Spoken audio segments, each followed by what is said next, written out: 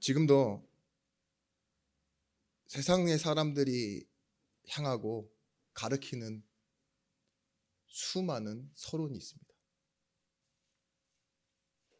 다시 말씀드리면 세상과 사람들이 향하고 있는 수많은 서론이 있는데 하나님의 은혜가 향하고 있는 한 가지 결론이 있습니다. 그것이 오늘의 제목입니다. 우리가 말하는 성공은 거저 얻어진 것은 성공이라고 좀 생각하지 않는 경향이 있죠. 내가 노력하고 이뤄낸 어떠한 결과나 업적을 가리키는 때가 많습니다. 그래서 내가 어떤 노력을 하고 남과 다른 특별한 그런 행위와 노력이 있었을 때 남과 다른 어떠한 결과가 만들어졌다. 남보다 더 나은 삶을 살고 있다. 라고 말할 때 성공이라고 하는 경우가 많아요. 제가 신학교를 다닐 때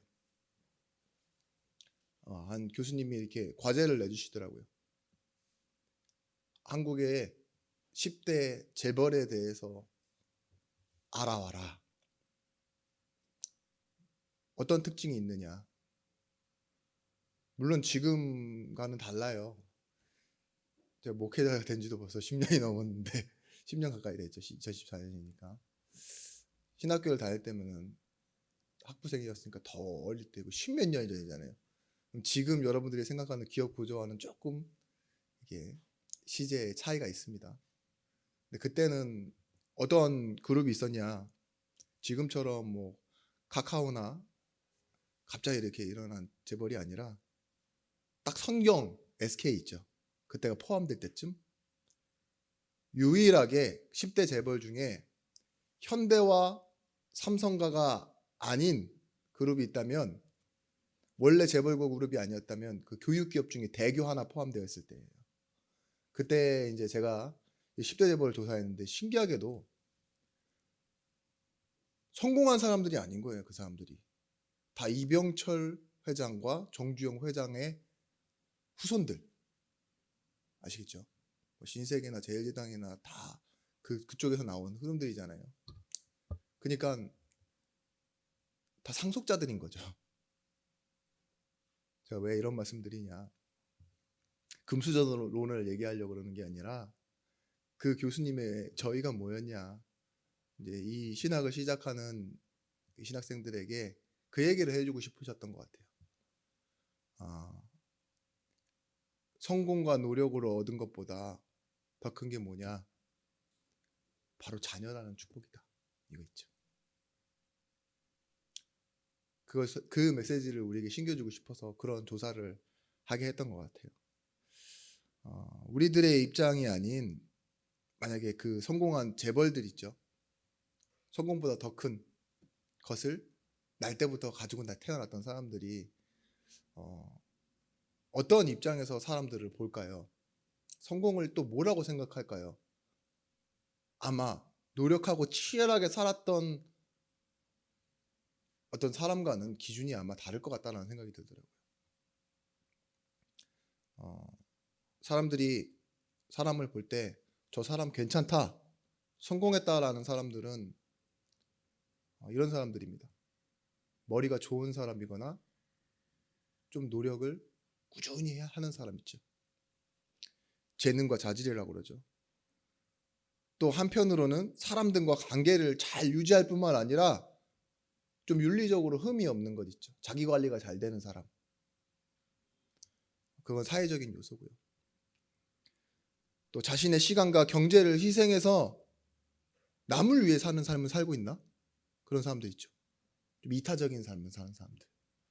성공을 했는데 지밖에 모르는 사람 말고 이걸 베풀기도 하고 재능 기부라고 해서 정말 이렇게 국가의 사회에 자기 재산을 환원하기도 하고 자기가 알고 있는 이걸 가지고 후손과 후대를 생각하는 사람들 있잖아요. 그런 깨어있는 사람들. 그런 사람들을 우리는 존중하고 성공했다라고 말하는데 아마 제 생각입니다만 제가 돼보지는 않아서 그 사람들 상속자 입장에서는요. 재벌 2, 3세들 그런 게 굳이 성공의 이유도 아니고 그 사람의 인생의 목표도 아닐 것 같은 생각이 있죠.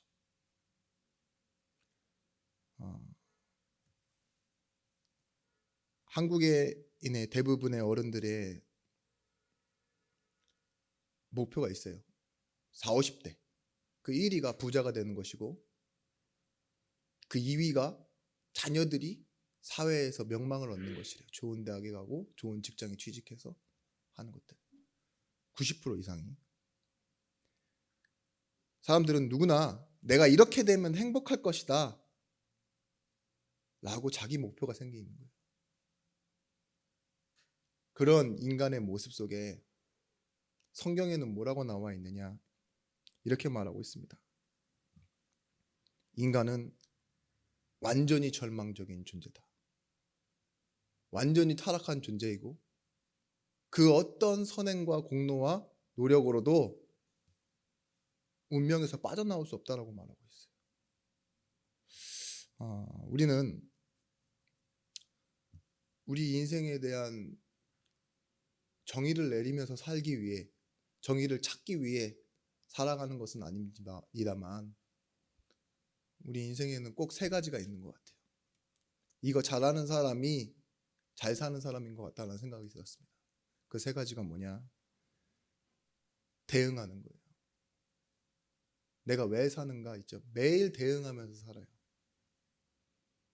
그리고 무엇을 위해 살까 대책을 세우죠. 그리고 우리가 언제 어떻게 죽을지 모르는데 늘 대비하면서 살아요. 대응하고 대책을 세우고 대비하는 것. 결국은 뭐냐? 우리 인생이 불안하다는 증거잖아요. 참 저는 그렇습니다. 좋으면 좋다고 취미 삼기도 하지만 싫고 나쁜 것을 알면서도 계속하고 있는 중독이 있어요. 여러분들은 어떠십니까? 두 가지가 다른 겁니까? 좋으면 좋아서 하고 싫으면 싫은지 알면서 나쁜 줄 알면서도 빠져나오지 못하는데 이런 부분들, 연약한 부분들. 우리의 젊음과 우리의 살아가는 소중한 시간, 지나가는 시간, 이 모든 것들이 결국은 세상 사람들이 말하는 노후 준비입니까? 우리의 인생이 그것밖에 안 될까요?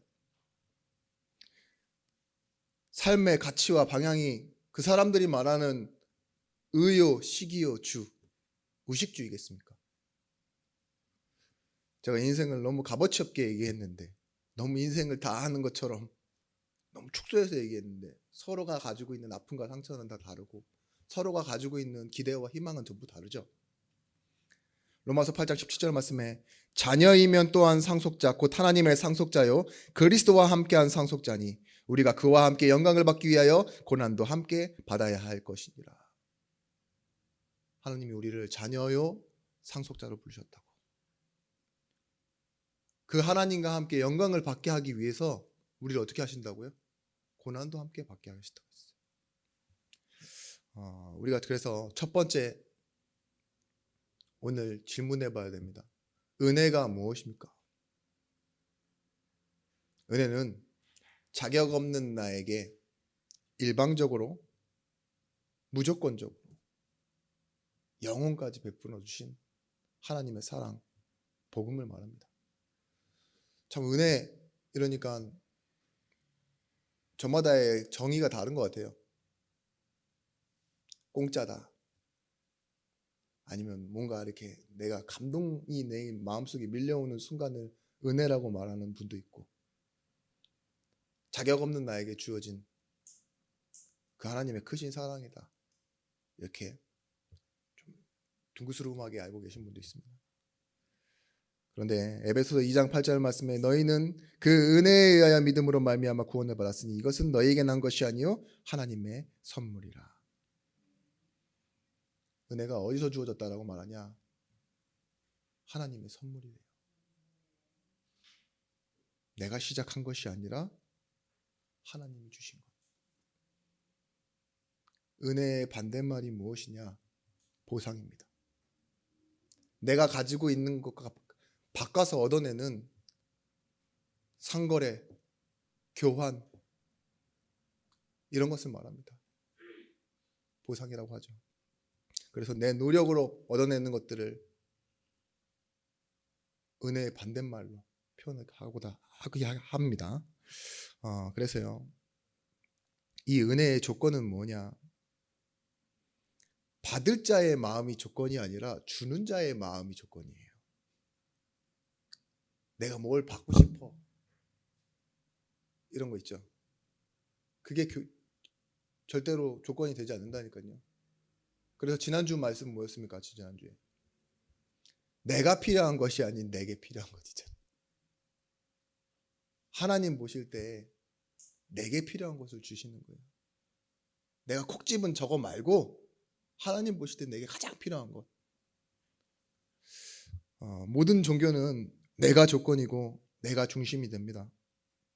종교와 복음의 차이는 무엇이냐? 내가 무엇을 해서 무엇을 받고 무엇을 이루는 거잖아요. 종교는. 근데 복음은 내가 하나님께로 갈 수가 없어요. 그래서 하나님 내게 오신 거예요. 그게 하나님의 선물입니다. 은혜를 왜 주셨습니까? 본래 창세기 1장 27절 28절 말씀에 하나님이 우리를 처음 지으실 때 하나님의 형상대로 창조하셨고 그 관계를 뭐예요?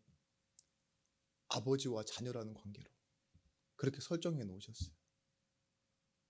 근데 불신앙 때문에 하나님을 떠난 인간은 뭐예요? 그 관계를 놓치고 하나님을 떠난 죄의 상태에 놓이게 되었습니다. 운명에. 그래서 하나님이 다시 하나님과 관계를 회복하시겠다고 우리에게 주신 것이 무엇이냐? 바로 하나님의 은혜입니다. 그 관계 설정이 얼마나 중요하냐? 나와 저 사람과의 계약의 관계를 하면은 나는 손해를 보면 안 돼요. 그죠? 그리고 계약서가 굉장히 중요합니다. 공증이 굉장히 중요해지고. 근데 여러분들이 살아가는 가운데 나를 위해 내가 잘 쓰지도 못하지만, 그죠? 자녀를 위해서는 뭐예요? 빌려서라도 쓰죠. 그게 왜 가능합니까? 우리 안에 내 자녀와 나의 관계를 그렇게 설정해 놓은 거예요. 배워서 그렇게 되는 건 아닙니다. 또 못 배워서 그렇게 되는 것도 아니에요. 신기한 경우 많잖아요. 어떤 사람은 태어날 때부터 막 이렇게 어려운 형편 속에서 자라고 막 이랬는데 사랑도 못 받았는데 자녀에 대한 사랑은 남다르고 또 어떤 사람은 사랑을 많이 받고 자랐는데도 자녀를 학대하고 그죠? 그런 경우도 있잖아요. 근데 원래 우리의 모습 그리고 하나님이 나와 설정해 놓은 관계가 뭐라고요? 자녀와 아버지의 관계로. 구원을 뭐라고 했습니까? 우리 지난주 말씀에 수요예배 때부터 또 말씀드렸어요. 구원은 뭐냐? 구원을 받았다, 구원을 안다. 그리고 교회에서 말하는 특히 예수 믿는다고 말하는 사람들이 알고 있어야 되는 구원에 대한 답은 이렇습니다. 문제가 뭔지 참 문제를 알고요. 그 참 문제에 대한 답을 알고 있는 것이 우리가 받은 구원을 누리며 산다라고 말하는 거예요.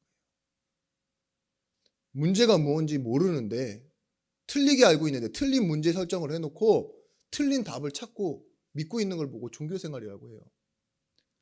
그래서 제가 다른 교회를 욕하는 것이 아니라요. 우리 안에도 있습니다. 교회 가운데도 많다니까요. 내 문제가 하나님 떠난 죄 문제가 아닌 내 인생의 어떠한 문제 있죠. 그 문제 가운데서 파생되어진 작은 어떠한 또 때로는 심각한 문제, 그 문제가 내 문제라고 생각하고 그 답을 교회에 와서 사람의 모습 속에 찾거나 어떠한 특별한 말씀 속에서 찾거나 목사님에게서 찾거나 이러면 뭐예요? 교회 다니고 예수 믿는다고 해도 그건 그 문제가 아니고 답도 그 예수님이 그 답이 아니라니까요. 우리가 은혜로 받은 것은 뭐냐? 우리의 문제가 무엇인 걸 알았어요. 문제는 본래 인간 플러스 근본 문제예요. 원래 근본 문제, 본래 인간 이 두 가지를 알면 뭐예요? 우리가 하나님을 떠나 있는 상태에 있다는 걸 알게 돼요. 그래서 오늘 로마서 5장 8절 말씀에 무엇이냐? 그런 나에게 우리가 아직 죄인 되어 있는데 하나님께서 그리스도께서 우리를 위하여 죽으심으로 말미암아 자기에 대한 사랑을 먼저 확증하셨다고요.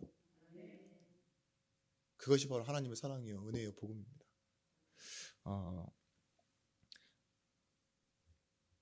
에베소서 1장 6절 말씀에 이는 그가 사랑하시는 자 안에서 우리에게 거저 주시는 바 그의 은혜의 영광을 찬송하게 하려는 것이라. 진짜 은혜를 받은 사람은요, 구원에 대한 감사가 우리 삶 속에서요 확인되어져요. 구원받았다는 사실이 여러분들 삶 속에서요 보상이나 거래로 얻어지는 것이 아니잖아요. 그러면 여러분들 마음속에 어떤 것이 생겨나냐? 찬송이 생겨납니다. 혹시 교회에 오실 때 누구랑 싸우다 오셨습니까? 아니면 좀 어제, 요즘 굉장히 힘들고 불편하십니까? 적응이 잘 안 되세요? 괜찮습니다. 오늘 구원과 은혜를 회복하고 돌아가시면 돼요. 내가 보상과 노력과 공로를 아무리 많이 가지고 있어도 나에게 찾아오는 문제 막을 수 없습니다. 하나님이 그걸 이길 힘을 주셨는데 그게 바로 구원과 은혜예요. 내가 하나님과 함께하는 이 힘을 얻고 이 시간 누리는 시작을 갖고 돌아가지 않으면 현장에서 아무리 잘 살아본들, 아무리 내일이 잘 된들 무슨 소용이 있겠습니까?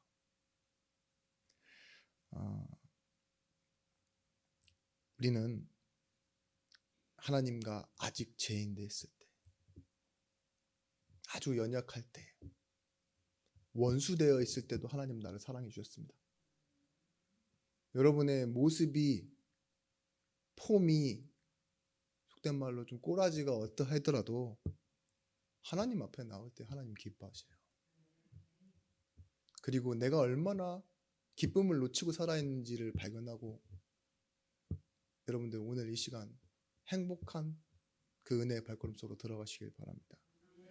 오늘 그래서요, 이 은혜는 무엇인가를 첫 번째로 잡고 그 두 번째를 뭘로 설명드리고 싶으냐? 성경에 나와 있는 은혜를 잘못 해석하는 원래 인간의 운명 속에 있는 세 가지 모습 있죠. 성경에 나와 있는 그 세 가지 비유, 그걸 가지고 좀 이 시간 말씀을 나눠볼까 합니다.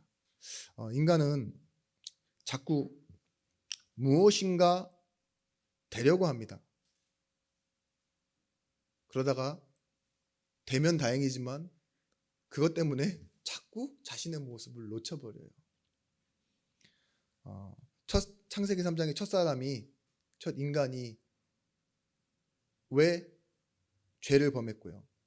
왜 하나님을 떠났습니까? 세상과 사람이 향하고 가리키는 거짓말에 자기의 관심과 집중이 이렇게 되다 보니까 뭐예요? 그렇단 말이지. 그럼 내가 하나님 될 수 있어?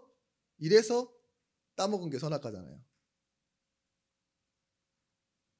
그 서론에, 결론도 아니에요. 서론. 그 서론에 먹을까? 먹고 우리 남편도 하나 줄까? 이렇게 된 거예요. 그러니까 어떻게 됩니까? 결과는 우리가 너무 잘 알고 있죠. 근데 그 거짓말을 전한 대상자가 누구예요? 사단이잖아요. 원래 하나님처럼 되려다가 이 땅으로 떨어진 천사, 사탄, 마귀, 거짓말하는 자잖아요. 근데 그런 사람의, 그런 존재의 말을 분별 없이 듣고 나도 그렇게 돼보자 하다 보니까 결국 뭐예요? 자기 자신을 놓친 거예요.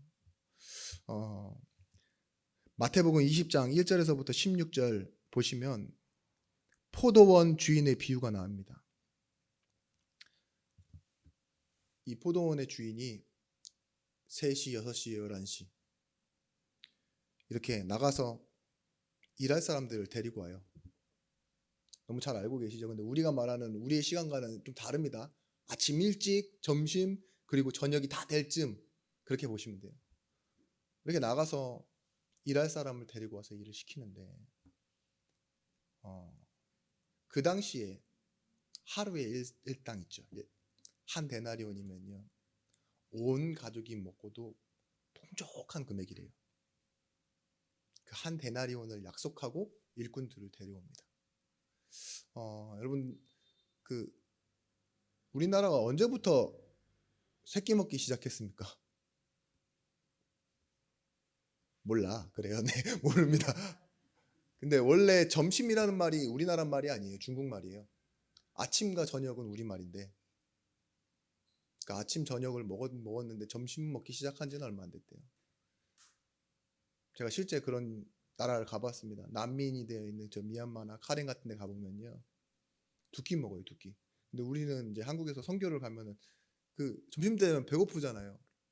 그러니까 밥을 먹으려고 그러는데 아이들이 집에 안 가고 있잖아요. 옆에서 보고 있는 거예요. 그러니까 같이 나눠 먹고 그랬죠. 그 두 끼 먹는다는 게 이런 거구나. 근데 이때 당시에 포도원 이 주인을 비유하는 그 당시에 하루의 일당이면요, 하루가 풍족하지만 또 내일을 걱정해야 돼요. 그래서 이 사람들이 앞서 서론에 말씀드린 것처럼 살아가는 게 늘 대응하고 대책을 세우고 대비해야지 살 수 있는 그런 삶이었어요. 근데 내가 오늘 일당을 받을 수 있는 일을 찾았다? 이러면 내 자녀에게 오늘 먹을 수 있는, 내 가족과 함께 할 수 있는 행복이 생긴 거예요. 일할 때 행복으로 일하는 겁니다. 아침 일찍 부름받아서 기다리면서. 점심에 부름받았다. 더 대박인 거죠. 근데 일당은 반간이 아닌 그냥 원래 약속대로 계약됐던 대로 이 한 데나리온 주겠다고 했어요. 근데 이 포도원 주인이 얼마나 마음이 착한지 밖에 나가보니 놀고 있는 일꾼들이 있대요. 그 말은 즐거워서 막 해호호 놀고 있는 게 아니라 일이 없어서 불안해서 있잖아요. 그냥 널브러져 있는 그런 사람들 있죠. 그런 사람들을 이제 마감 시간 1시간도 안 남았는데 또 불러와요. 그래서 일을 시킵니다. 그리고 같은 돈을 줘요. 이게 우리 교회의 모습입니다. 여러분들 몇 시에 오셨습니까? 좀 일찍 오셨어요? 늦게 온 사람은 뭐 이렇게 가시기 직전, 임종 직전에 그 병원에서 이렇게 하나님 만나시는 분들 천국 갑니다. 이런데 많이 이런 예화를 쓰시더라고요. 근데 이 인간이요, 이 사람들의 모습 속에 은혜를 놓쳐버리는 순간이 어느 순간에 찾아오느냐, 그 말씀드리려고 해요. 아침에 일찍 온 사람들이 한 데나리온이면 충분하고 그 일할 때도 행복해하며 일했지만 언제부터 그 행복과 이 즐거움이 깨어지기 시작했느냐? 저 일 끝나기 전 1시간도 안 남은 때에 온 사람들과 같은 일당을 받을 때 이 아침부터 온 사람들 있죠. 이 사람들의 행복이 깨어지기 시작하는 거예요. 그리고 주인한테 따지기 시작하는 겁니다. 내가 저 사람, 저분보다는 내가 더 많은 일을 했는데 왜 나에게 똑같은 돈을 주냐? 공평하지 않다. 여러분도 생각하시기도 그렇죠? 근데 주인의 마음은 그런 거예요. 내가 너한테 약속한 돈을 주면 되는 거 아니냐? 그게 계약이 아니냐? 그렇다니까요. 내가 무엇을 했는가, 얼마만큼 일했는가를 계산하면서부터 우리는 깨어집니다. 내가 일한 만큼 보상받아야지. 내가 일한 것과 다른 사람이 일한 양을 비교하면서 뭐예요? 나는 좀 더 받아야지. 공평해야지. 이런 걸 찾기 시작한다니까요. 그때부터 뭐예요? 은혜는 공평함으로 바뀌고 지난주 수요일 날도 말씀드리고 이번 주에도 말씀드렸는데 뭐예요? 차등상급법. 마귀가 사용하는 것 있죠. 나는 너와 달라. 나는 특별해야 돼. 조금이라도 더 많이 받고 싶어하고 노조 만들고 그런 게 우리 사람들의 마음이잖아요. 우리는 조금만 일을 해놓고도 상 받기 원하는 존재들입니다. 이렇듯 교회 안에서도 그래요. 내가 먼저 왔으면 좀 더 응답받아야 되는 거 아닌가? 착각입니다. 먼저는 구원의 은혜가 뭔지 아셔야 돼요. 내가 기도 많이 하고 예배 잘 드리면 조금 더 내 인생이 아름답고 가치 있어 보여야 되는 거 아닌가? 그런 생각할 수 있어요. 은혜를 잘 모르시는 거예요. 은혜가 얼마나 큰지 알면 그런 말을 할 수가 없는 겁니다. 우리는 그리스도면 충분하고 모든 것이고 완전합니다. 그 고백하는데 늘 부족했고 늘 안 충분했고 똑같은 말이죠. 모든 것이 아니고 일부였잖아요. 우리가 하나님의 은혜를 모르면 결국은 뭐예요? 남과 비교하며 살아갈 수밖에 없는 삶을 사는 겁니다.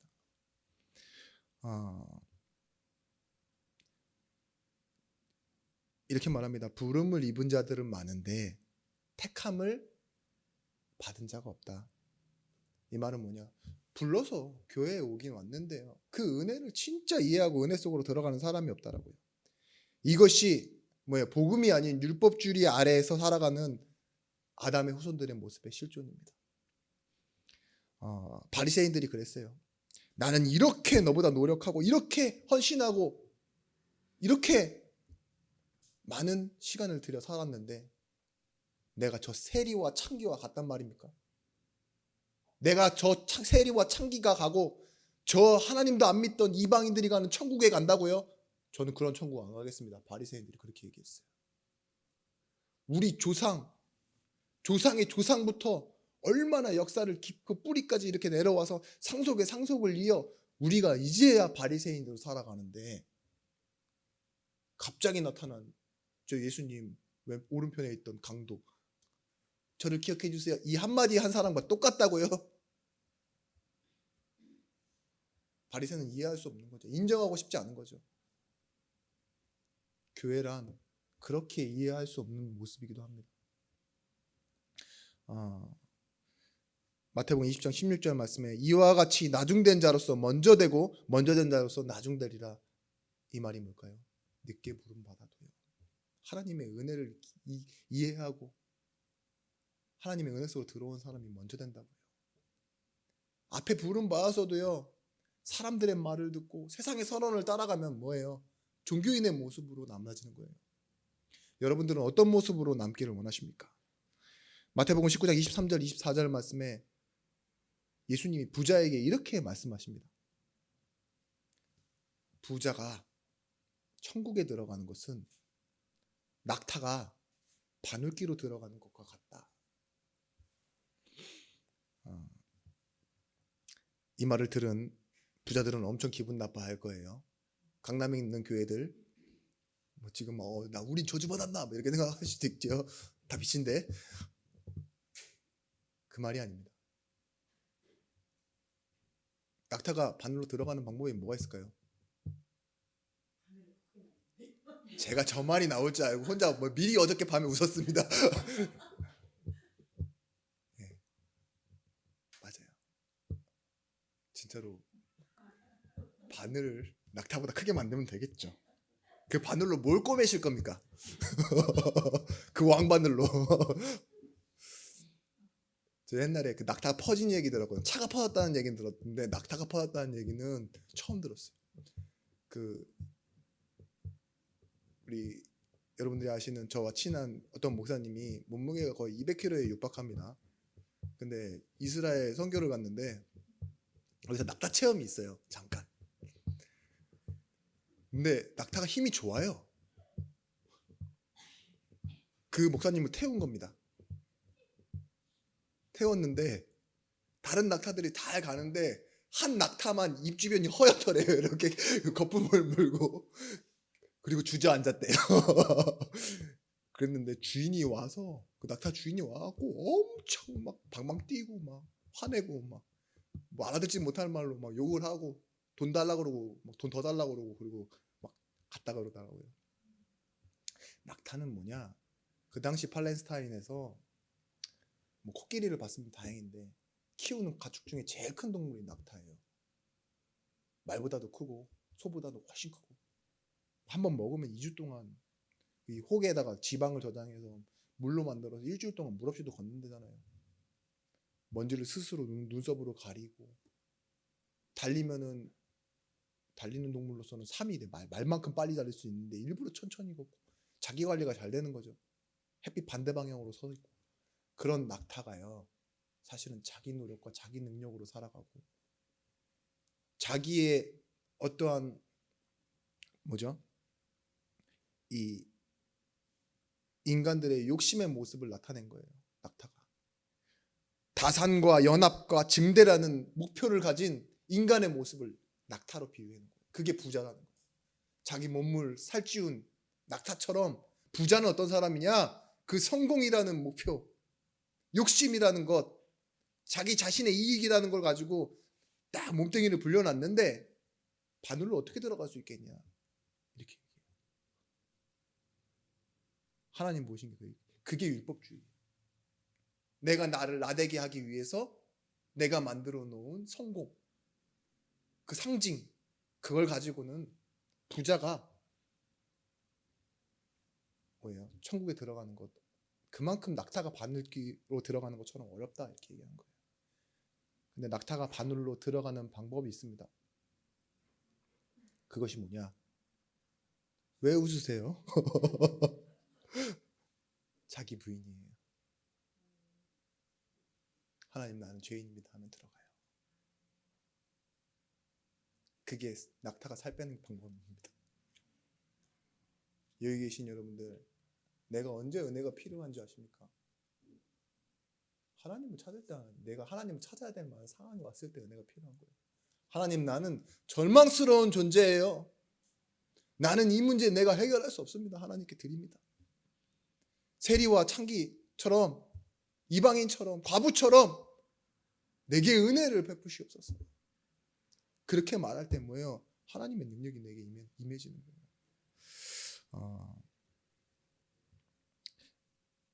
예수 안 믿는 사람, 그런 사람 보시면 어떤 생각 드세요? 에이, 저런 무식한, 저런 모자란 이런 생각 됩니까? 성도를 보면서도. 믿다가 안 믿는 사람 보면 더 그렇죠. 저도 답답해 보여요. 그런데 여러분, 한편으로는 은혜의 눈으로 보시면요, 저 모습이 내 모습 같아야 되는데, 사실 나인데 하나님 내게 은혜를 주셨구나, 이렇게 바라보셔야 여러분 진짜 하나님 주신 은혜에 감사할 수 있는 사람이 되는 겁니다. 그리고 그 사람을 위해 기도할 수 있는 사람이 되는 겁니다. 여러분 자녀가 복음만 믿고 세상과 사람들의 말을 듣고 따라 서론을 따라가고 있고 그렇게 인생과 시간이 가고 있는데 점점 하나님과 멀어져 가고 있는 것처럼 보이는데, 에이, 저 무식하고 좀 모자라고 조주나 받아라 이런 사람 있습니까? 내 모습도 저 모습과 같았는데 하나님 내게 은혜 주시지 않았습니까? 그러면 하나님 내 자녀에게, 우리 가족에게, 나에게는 하나님의 마음을 주시고 저 사람에게는 하나님의 은혜와 긍휼을 주시옵소서, 그렇게 기도하게 되는 거잖아요. 그렇죠? 우리는 무력한 존재입니다. 제가 옛날에 인력사무소에 나가서 저기 잠깐 노가다를 해본 적 있어요. 군대 가기 전인데, 왜냐면 아침에 일찍 일어나지고 힘도 남고 갔다 와서 막 헬스장도 가고 이랬어요. 근데 저처럼 여유 있게 인력사무소에 나가는 사람이 있는데 아침 7시, 8시가 될 때까지 못 나가면 그 사람 집에 돌아가는 거예요. 제가 그래 본 적이 있거든요. 저는 아침에 막 나가면 젊으니까 빨리 가자 이러는데 어떤 한 분과 잘못 걸렸어요. 할아버지 같은 분인데 그분이 쓰러져 버리시더라고요. 지금도 저기 우리 최 권사님 계시면 알겠지만 최 권사님 홈마트 저 앞에 가면은 외국에서도요. 아직 남아 있는 사람 있다니까요. 일자리 이렇게 오늘 일당 벌어야 되는데 못 벌고 남아 있는 멕시칸들 그 술 먹고 그대로 남아 있고 널브러져 있어요. 평판도 안 좋아. 그래서 안 데려가요. 그런 사람들 거기 앞에서 계속 그렇게 힘없고 무기력한 존재였는데 마지막에 오셔서도 또 모르신다니까요. 그게 하나님 은혜예요. 포도원 주인의 마음이라니까요. 놀고 있어. 일하러 가라. 내게 오늘 너에게 필요한 모든 것을 다 줄게.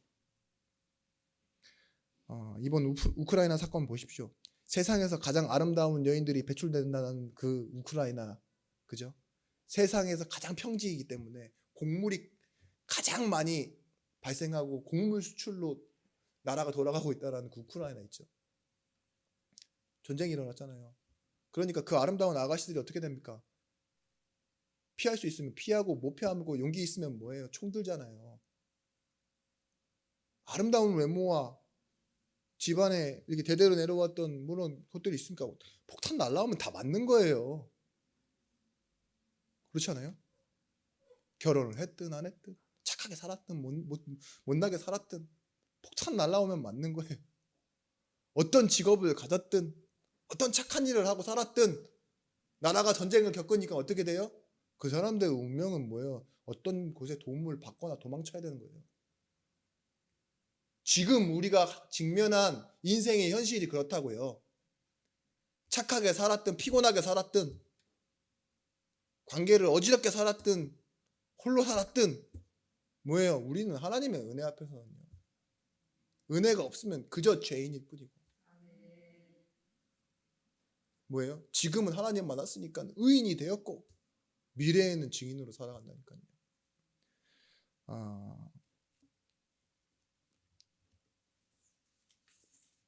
마태복음 19장 27절 29절 말씀에 이에 베드로가 대답하여 가로되 보소서 우리가 모든 것을 버리고 주를 쫓아 싸운즉 그런즉 우리가 무엇을 얻으리이까?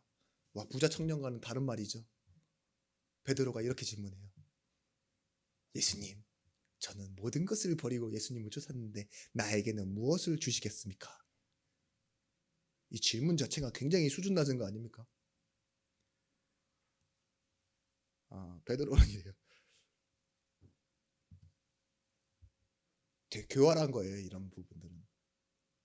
나는 다 버렸잖아요. 다 버렸으니까 뭘 주실 거예요? 결국은 받고자 하는 거잖아요. 그죠? 다 버려서라도 뭔가 받고자 하는 모습이 나와요. 자기 확장, 자기 증명,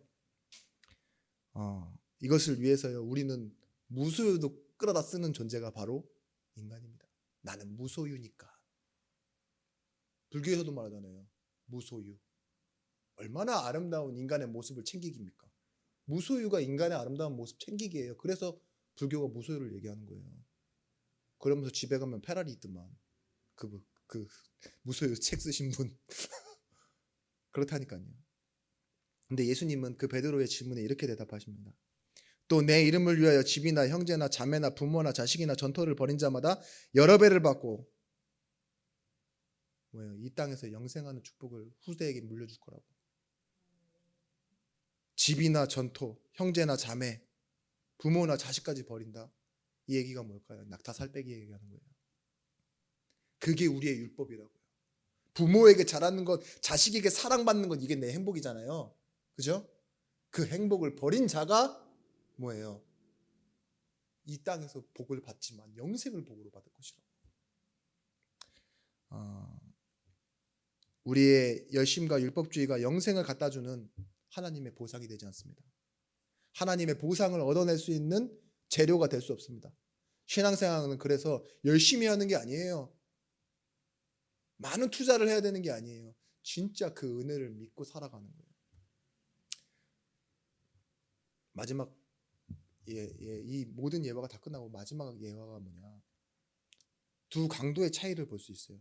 예수님 오른편에 있던 강도와 왼편에 있던 강도가 똑같은 말을 해요. 구원해 달라. 근데 결과는 확실하게 달라요. 일단 왼편에 있던 강도는 뭐라고 얘기하냐? 야, 네가 진짜 메시아라며 그러면 나를 구원해봐. 이렇게 얘기해요. 그죠? 그리고 오른편에 있던 죄인은 뭐라고 해요? 당신께서 천국에 가실 때 나를 기억해 주세요. 나는 구원의 여망마저 없어요. 나는 오늘 여기서 죽을 사람이야. 근데 천국에 갔을 때 나를 기억해 주시라. 그저 그 정도만 바라는 거예요. 은혜를 구하는 거죠. 어떻게 됐습니까? 네가 오늘 나와 함께 낙원에 있으리라. 여러분, 예배는 무엇입니까? 은혜를 아는 순간입니다. 근데 그 은혜가 결국 향하고 있는 방향이 뭐예요? 하나님이 함께 하시지 않으면 나는 완전히 무력한 존재이군요. 나는 나 챙기기에 바쁜 사람이군요. 원래는 흙이고 먼지 같은 나인데 하나님은 내게 이런 사랑을 주셨군요. 낙이 자기 부인이 있어야 된다니까요. 낙타 살 빼기. 제일 끝에 부른 사람의 마음이 있어야 된다니까요. 그게 예배예요. 그래서 이 하나님 은혜 크구나. 이 하나님의 사랑이구나. 이걸 알고 여러분들의 삶의 현장으로 돌아가 보십시오. 세상과 사람들이 말하는 그 가치 환원, 등가 교환, 그죠? 그런 것에 흔들리며 살아가지 않게 돼요. 돈은 우리에게 많은 것을 가져다 줍니다. 근데 돈을 사랑하면 안 돼요. 이 가룟 유다를 뭐라고 하냐? 돈을 사랑한다라고 한 자라 그러잖아요. 근데 가룟 유다가 진짜 돈을 사랑한 자였습니까? 돈깨를 들고 튀었어요. 예수님 판돈도 땅바닥에 버렸다고 나와 있잖아요. 근데 돈을 사랑하는 걸 보고 뭐라 그러냐? 율법주의자라고 그래요. 율법주의자. 그 모습이 어디서 나타나냐? 자기 안에 있던 모습을 딱 표현하는 부분이 있어요. 한 여인이 마리아가 예수님 앞에 나와 예수님의 죽음과 그 죽음을 기념하기 위해서 자기가 평생 모았던 향유옥합을 깨뜨리려고 그러잖아요. 그러니까 이 유다가 뭐라고 그러는 줄 아세요? 너 미쳤어 이래요. 왜 그렇게 얘기합니까? 이 돈으로 너 착한 일 해.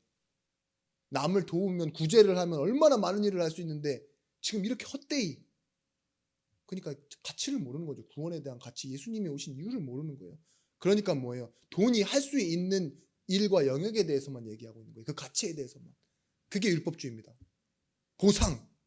내가 이 일에서 이만큼 받은 보상을 왜 이렇게 헛되이 쓰려고 하느냐?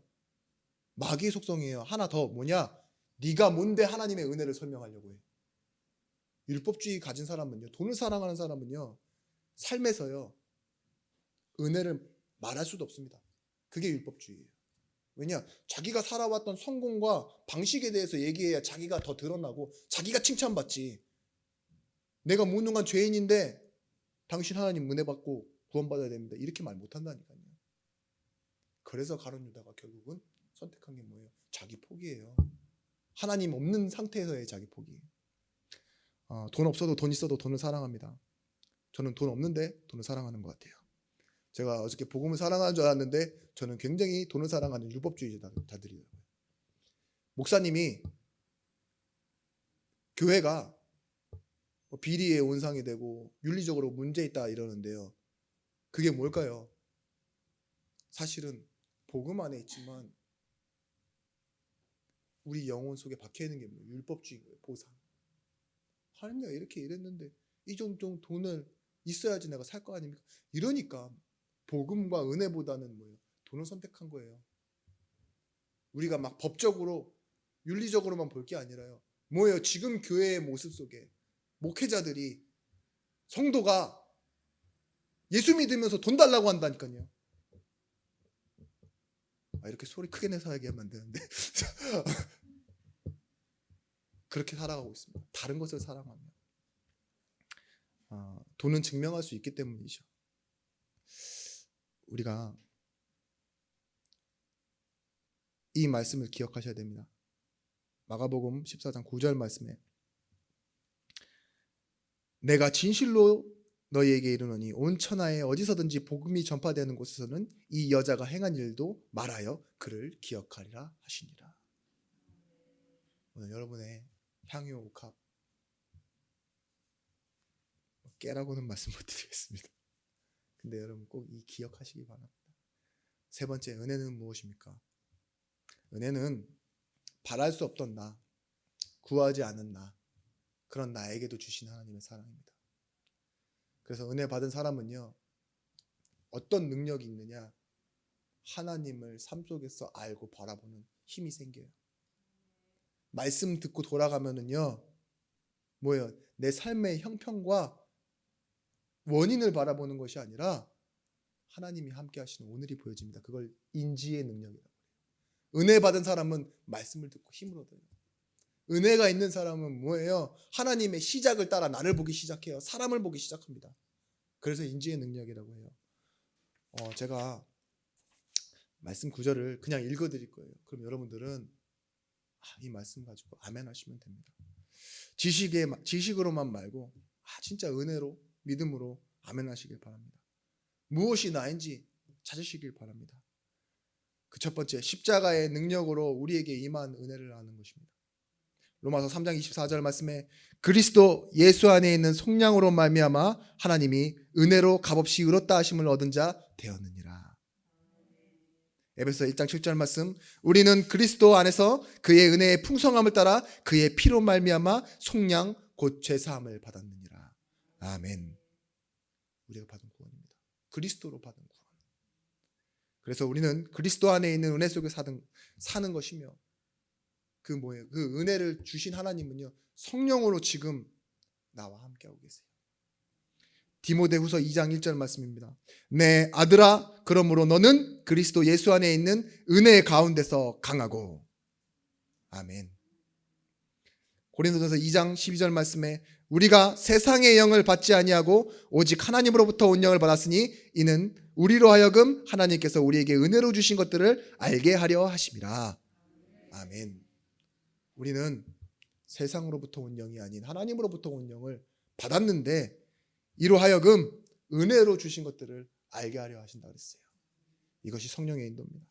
그래서요, 우리는 그 하나님의 약속을 따라 승리의 방법을 따라가면 됩니다.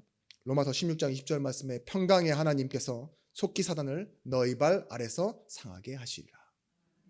우리는 영적 싸움에 승리할 것입니다. 에베소 3장 8절 말씀, 모든 성도 중에 지극히 작은 자가 자보다 더 작은 나에게 이 은혜를 주신 것은 측량할 수 없는 그리스도의 풍성함을 이방인에게 전하게 하시고. 작고 더 작은 나에게 하나님 왜 은혜를 주셨다고요?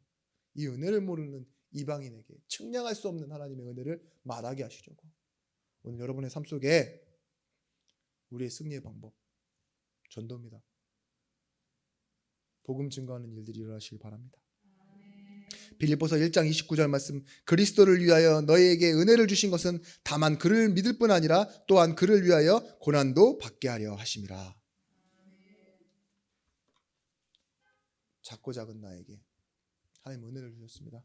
우리 앞서 말씀드린 로마서 8장 17절 말씀, 자녀이면 상속자요 곧 하나님의 상속자요 그리스도와 함께한 상속자니 우리가 그와 함께 영광을 받기 위하여 고난도 함께 받아야 할 것이니라 라는 말씀과 똑같은 말씀이에요.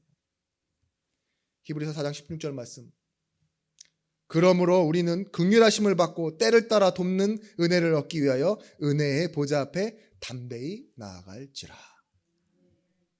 여러분, 때를 따라 도우시는 하나님의 은혜를 받고 누리시길 바랍니다.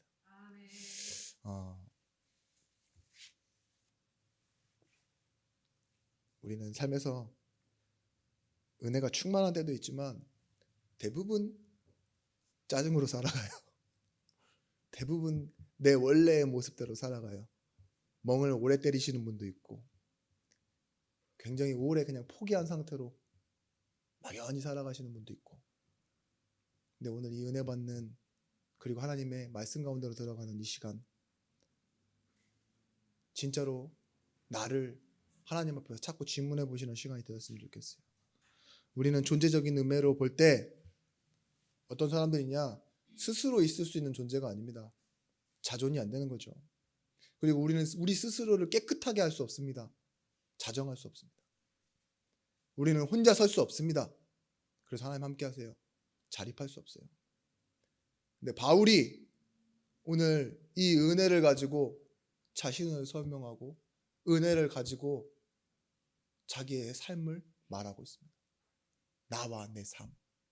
고린도전서 15장 10절 말씀에 나의 나된 것은 바로 하나님의 은혜로 된 것이니 내게 주신 은혜가 헛되지 아니하여서 뭐예요? 내가 다른 사도들보다 더 수고했으나 이 또한 나와 함께 하신 하나님의 오직의 은혜래요. 내가 나된 것 하나님의 은혜, 내가 수고한 것도 하나님의 은혜. 고린도전서 12장 9절 말씀에 뭡니까? 내가 3번 하나님께 내게 있는 질병을 치유해달라고 기도했는데 결국 받은 응답이 뭐예요? 병이 치유되어진 게 아니라 뭐예요? 이 은혜가 내게 족하다. 약한 데서 온전하여지기 때문에 내가 이를 자랑하리니 이는 그리스도의 능력이 내게 머물게 하려 함이라. 그러므로 내가 그리스도를 위하여 약한 것들과 능력과 궁핍과 박해와 공고를 기뻐하노니 이는 내가 약한 그때에 강함이라. 나의 나된 것, 내 삶과 내 일, 내 관계, 그리고 내 아픈 것까지도 뭐예요? 하나님의 은혜라고 설명하고 있어요. 아, 하나님의 은혜로 있을 데 없는 자. 왜 구속하여 주셨습니까? 내가 믿고 또 의지하는 것, 여러분들 무엇입니까? 이 제목 정하는데 굉장히 오랜 시간이 걸렸어요. 저는 그 가운데 그 외국에서 이재남 목사님이 은혜라는 찬양을 이렇게 부르시고 유튜브에 올려놓으신 걸 링크를 또 저한테 보내주셔가지고 제가 한 10번 정도 들었어요. 연속으로. 근데 당연한 것 아니라 은혜일 수밖에 안 들리더라고요. 사는 것, 그 시절과 지금까지 숨쉬고 꿈을 꾸는 삶이 은혜.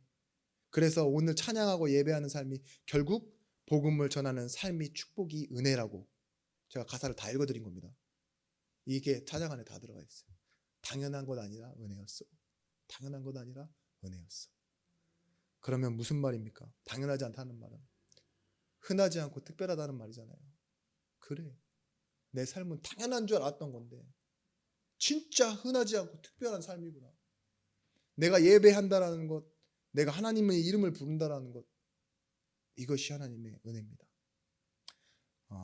결론입니다. 우리는 은혜가 향하고 가르치는 한 가지 결론은요, 다른 것이 아니에요. 한 가지. 오직의 복음입니다. 그냥 복음이 아니라 오직의 복음.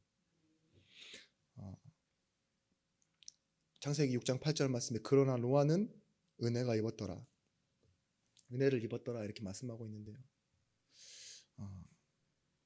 하나님의 말씀이 뭐라고 얘기하고 있냐? 방주가 아니면 안 된다라고 얘기하고 있어요. 그러니까 120년의 무응답의 시간이 와도요, 노아가 그 은혜를 입은 노아는 흔들리지 않아요. 결국은 뭐합니까?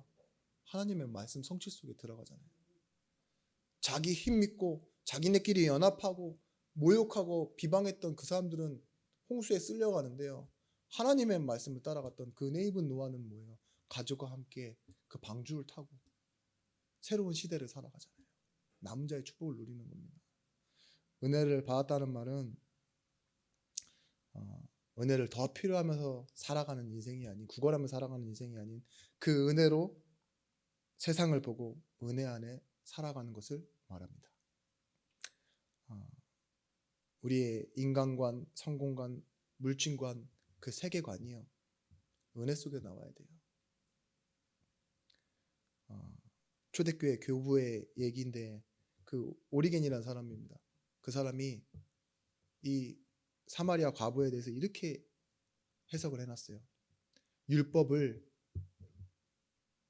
가진 사마리아 여인, 남편이 5명인데 그 남편을 율법이라고 비교했어요. 자기가 행복이라고 생각하는, 사람의 사랑을 받아야 살 수 있다고 생각하는 그 여자의 인생의 지향성이 바로 율법이라고. 근데 5번이나 율법을 지키고 바꾸는데도, 가지는데도 지금 있는 율법 또한 자기 남편이 아니래요. 근데 사랑으로 오신 예수, 그 은혜가 바로 뭐예요? 이 여인을 살게 했다. 아무도 만나지 않기 위해 피해서 해가 쨍쨍 내리지는 그 자정이 아니죠. 점심이죠. 뭐라 그래요? 그 12시. 정오. 정오에 나와서 이 몰래 물드는 여인에게 그 시간에 맞춰 아무도 가지 않는 그곳에 찾아간 그 하나님의 은혜 여러분에게도 있습니다. 탕자가 돌아올 때 다 잃고 모든 것을 잊어버린 채 돌아오는데 그 서가가 긴데도 알아보고 뛰어와 자기의 반지를 빼어 끼워주고 입맞추는 그 아버지의 마음이 뭐예요? 은혜를 주시는 마음이에요.